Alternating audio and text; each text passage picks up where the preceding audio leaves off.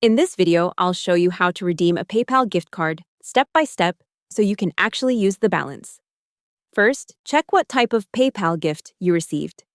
If it was bought through PayPal Gifts, it usually arrives by email with a button or link to view or activate the gift. Open that email, tap Activate if it asks, and follow the prompts. Some gifts must be activated within a time limit, so don't wait too long. Once it's activated, where the gift value is typically applied automatically the next time you shop online, and choose PayPal at checkout.